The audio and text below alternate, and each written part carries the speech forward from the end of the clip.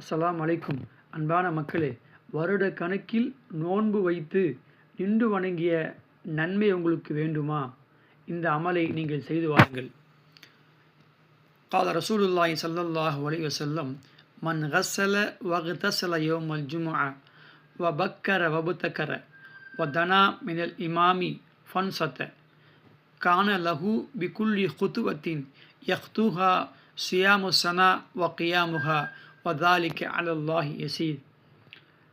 முஹம்மது நபி ஸல்லல்லாஹு அலைஹி வஸல்லம் அவர்கள் சொன்னார்கள், யார் ஜும்மாவுடைய நாள் அன்று வீட்டில் ஒழு செய்து குளித்துவிட்டு பள்ளிவாசலுக்கு மிக விரைவாக சென்று அங்கே இமாமுக்கு அருகாமையில் அமர்ந்து யாரிடத்திலும் பேசாமல் குத்பாவை கவனிக்கிறாரோ அவருக்கு கானலகு அவருக்கு கிடைக்கும் பள்ளிவாசலுக்கு அவர் நடந்து சென்ற ஒவ்வொரு எட்டுக்கும் பகரமாக ஒவ்வொரு எட்டுக்கும் ஒரு ஆண்டு நோன்பு வைத்து நின்று வணங்கிய நன்மைகள் கிடைக்கும் என்பதாக சொன்னார்கள்.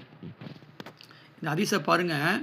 நபி ஸல்லல்லாஹு அலைஹி வஸல்லம் அவங்க சொல்கிறாங்க, மேல் சொன்ன விஷயங்கள் எல்லாம் செய்துவிட்டு ஒரு மனுஷன் பள்ளிவாசலுக்கு நடந்து போகிறான். உதாரணத்துக்கு பள்ளிக்கும் அவனுக்கும் ஒரு 300 மீட்டர் இருக்குன்னு வச்சுங்களேன். அவர் நடந்து போகிறார் அப்படின்னா 300 ஆண்டுகள் நோன்பு வைத்து நின்று வணங்கிய கூலிகள் கிடைக்கும் என்பதாக நபிகள் நாயகம் ஸல்லல்லாஹு அலைஹி வஸல்லம் அவர்கள் சொன்னார்கள். செய்ய வேண்டிய அமல் பெரிய விஷயம் இல்லை. நாளைக்கு வெள்ளிக்கிழமை இந்த அமலை நம்ம அவசியம் செஞ்சு இந்த நன்மையை நம்ம பெற வேண்டும். செய்ய வேண்டிய காரியம் என்ன? வீட்டிலேயே ஒழு செய்து குளித்திருக்க வேண்டும். பள்ளிவாசலுக்கு மிக விரைவாக செல்லணும், சீக்கிரமாக போயிடணும். இமாமுக்கு அருகாமையிலே அமர்ந்திருக்கணும், அதாவது முதல் சஃபில் அமர்ந்திருக்கணும். அங்கே யாரிடத்திலையும் பேசாமல் அமைதியாக ஹுத்பாவை கேட்கணும், யார்ட்டையும் பேசக்கூடாது.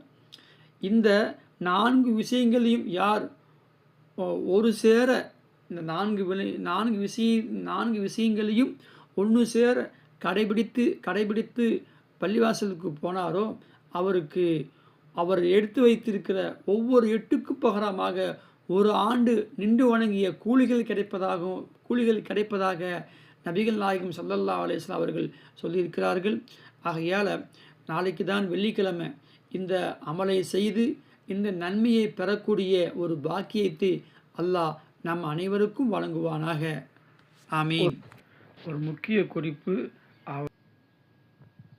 அவர் பள்ளிவாசலுக்கு வாகனத்தில் செல்லாமல் நடந்து